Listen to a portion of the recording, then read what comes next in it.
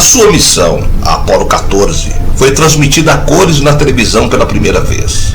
Nascido no Texas em 17 de setembro de 1930, ele foi o 6º astronauta da NASA a pisar o solo lunar, de um grupo de uma dúzia que conseguiu essa façanha.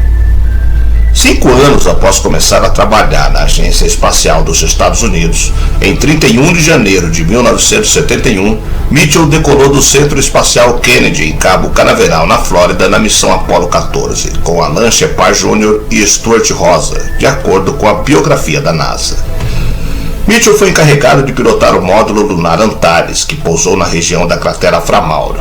Lá, os astronautas realizaram um grande número de experimentos científicos e recolheram mais de 40 quilos de rochas lunares para trazer de volta à Terra. A missão foi concluída com êxito em 9 de fevereiro de 1971, quando os astronautas pousaram no Oceano Pacífico.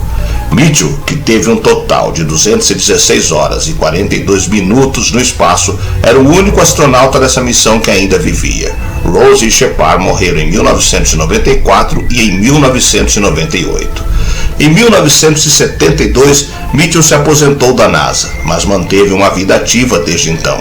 Nunca fugiu da polêmica, como quando em 1973 fundou o Instituto de Ciências Noéticas, dedicado a fenômenos não convencionais, e até mesmo disse que acreditava em OVNIs, embora afirmasse que nunca tinha visto um. Eu sou o Sidney Góes e você está no Placebo. Vem comigo, que no caminho eu te explico.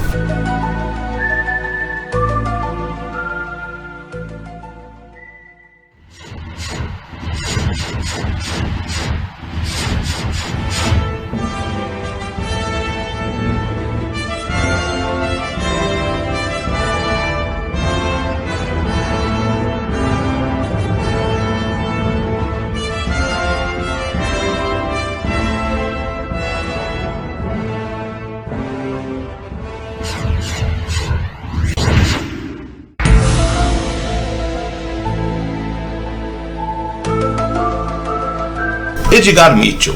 Seu nome consta em uma lista muito restrita, invejada por muitos, a dos 12 homens que pisaram a Lua. Se o astronauta Neil Armstrong, que morreu em 2012, foi o primeiro homem a pisar na Lua no momento histórico visto por milhões de pessoas pela televisão em 1969, Edgar Mitchell foi o 6º, muito pouco tempo depois. Foi em 1971 que o norte-americano tinha então 40 anos e teve a oportunidade de caminhar na Lua durante cerca de 9 horas. Apenas 5 anos depois de ter começado a trabalhar na NASA, Mitchell era escolhido para partir na missão Apollo 14, ao lado de Stuart Rosa e aos comandos de Alan Shepard, que tinha ficado conhecido por ter sido o primeiro americano do espaço 10 anos antes. Mitchell foi o piloto do módulo lunar Antares, que chegou à Lua, nomeadamente à zona de Framauro, região de terras altas na Lua, a 5 de fevereiro de 1971. A Apollo 14 tinha como missão prosseguir o trabalho da azarada Apollo 13, que no ano anterior tinha sofrido uma explosão durante a viagem de ida e o regresso à Terra acabou por se transformar numa viagem de sobrevivência. Mitchell nasceu em 17 de setembro de 1930 em Hereford, Texas. Ele estudou gestão industrial no Carnegie Instituto Tecnológico. Após se formar em 1952, ele entrou para a Marinha Americana, onde se tornou um piloto decolando em aeronaves A3, saindo dos porta-aviões USS. Mais tarde, ele se tornou um piloto de testes. Em 1957, a União Soviética lançou o satélite Sputnik em órbita, e Mitchell percebeu que queria fazer a mesma coisa, ir para o espaço. Tomei a decisão em 1957, quando o Sputnik subiu.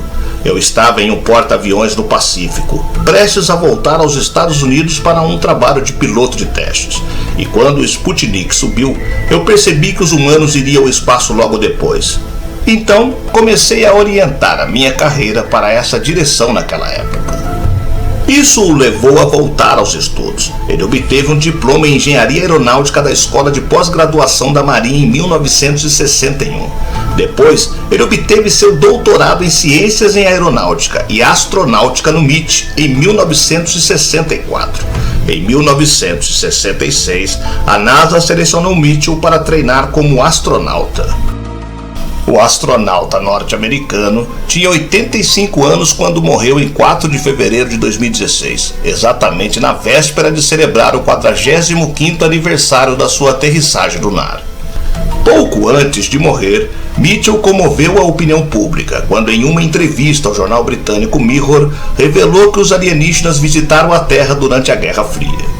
Os extraterrestres tentaram impedir a guerra, ajudando a criar a paz na Terra, disse Mitchell.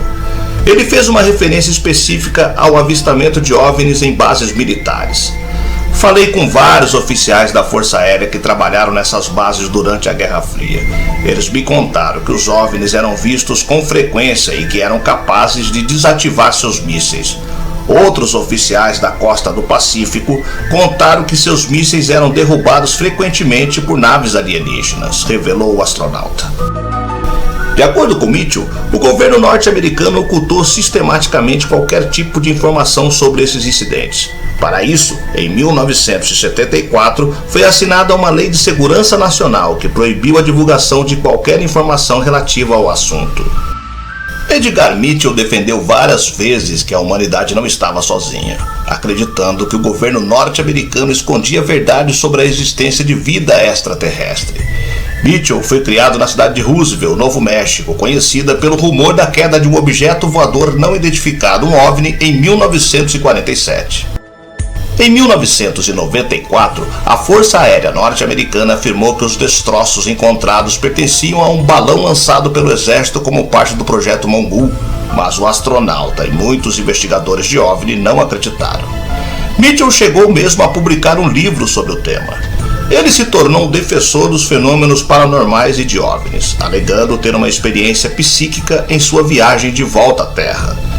Quando Mitchell se aproximou do planeta que conhecemos como lar, ele foi preenchido com uma convicção interior tão certa quanto qualquer equação matemática que ele já tinha resolvido.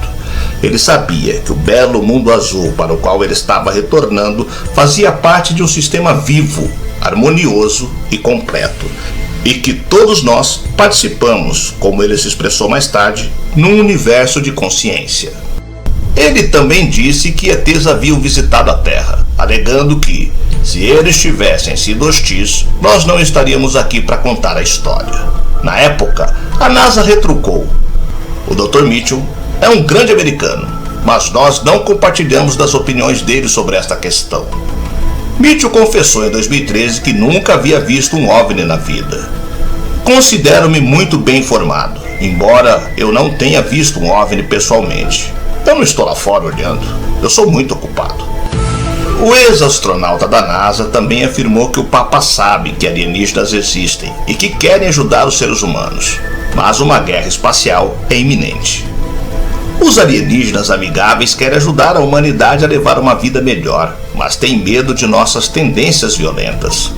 Ele também teria revelado como alienígenas benevolentes desejam compartilhar a energia de ponto zero com as pessoas na Terra. A tecnologia aparentemente abriria a possibilidade de extrair energia livre do espaço vazio. No entanto, Mitchell diz que os alienígenas estão um pouco hesitantes em se envolver conosco e não tolerarão qualquer forma de violência militar no planeta ou no espaço. Ele também afirmou que a vida alienígena é a mais alta forma de inteligência que trabalha diretamente com Deus. No passado, o Vaticano supostamente afirmou que não há fronteiras entre a ciência e a religião. Com a morte de Mitchell, a tripulação da Apollo 14 já não existe mais. Shepard faleceu de leucemia em 1998, enquanto Rosa faleceu de pancreatite em 1994. Isso também marca a primeira vez que toda uma equipe lunar já faleceu, mesmo que apenas 7 dos caminhantes lunares ainda estejam vivos. Edgar falou poeticamente sobre ver o nosso planeta a partir da Lua, dizendo: de repente, por detrás da borda da Lua, em longos momentos slow motion de imensa majestade, surge uma joia azul e branca e cintilante. Uma esfera delicada e brilhante da cor do céu decorada com véus brancos que giram lentamente, subindo aos poucos como uma pequena pérola em um mar profundo e misterioso. É preciso mais do que um momento para perceber plenamente que esta é a Terra, é o nosso lar.